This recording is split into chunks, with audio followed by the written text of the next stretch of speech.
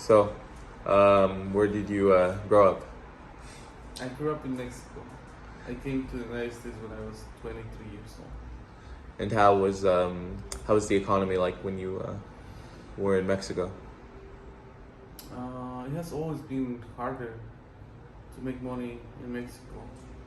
I guess people pay less for stuff. But now it's getting more similar to the US. Even better in some areas, I think. Hmm. What type of how do you think the economy has risen?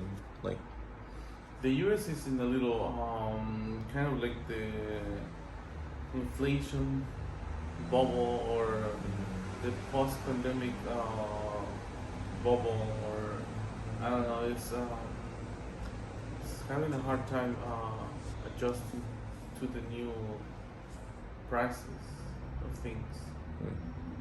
Everything has gone up, and I don't think people can really afford everything. So it's getting harder for people to spend as much, and the economy gets the hit because businesses don't sell as much, I guess. yeah. And how do you think this has affected you? Like from a business perspective?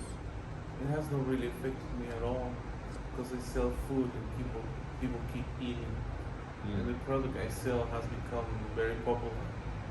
So I am lucky that my business hasn't really been affected as much, but I see other businesses that are having a harder time.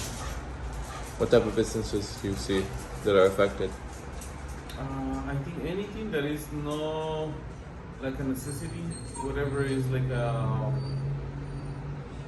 don't know, like luxury or anything, Yeah.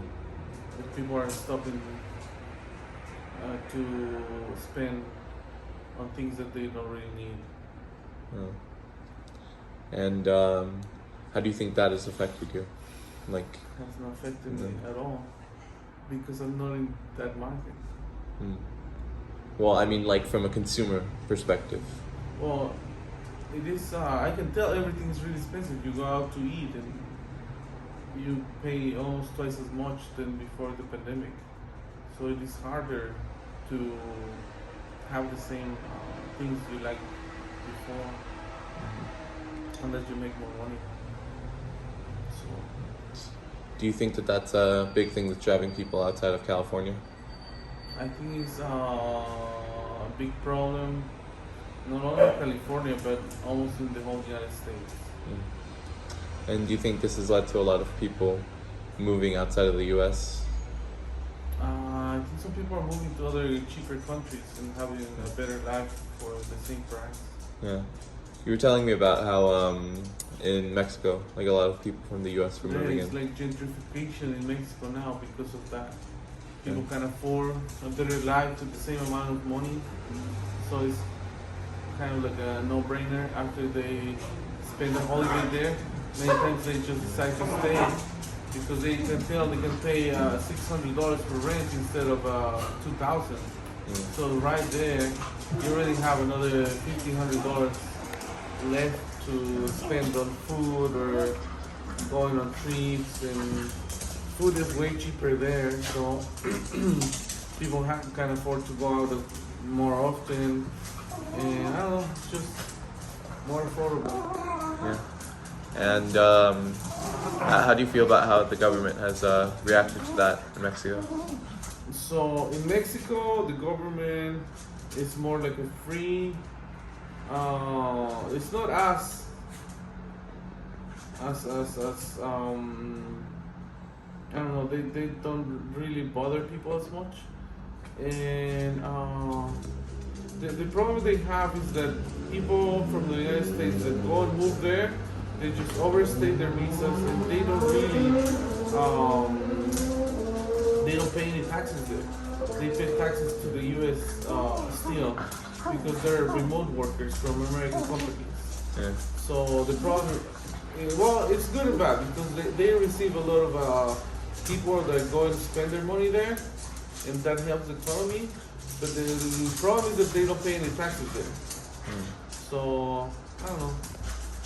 Yeah. But Mexico's growing. Yeah. And how do you think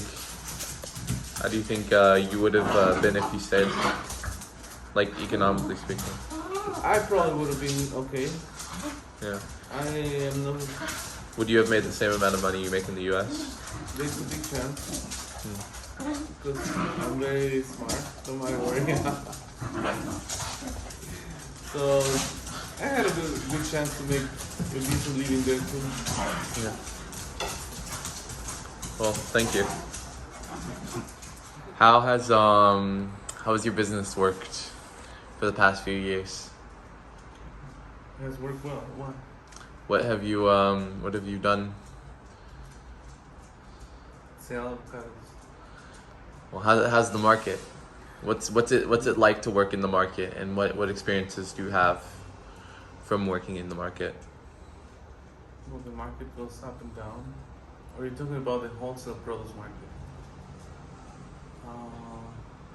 I only supply to the produce market, but I don't really work there. Because they start working at 11 p.m. and I don't show up till like 8 a.m.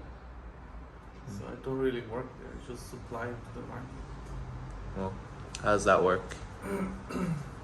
Very well. Well, what do you do? I distribute avocados to warehouses usually, or supermarkets as well. And how have you noticed that your business has progressed over the years?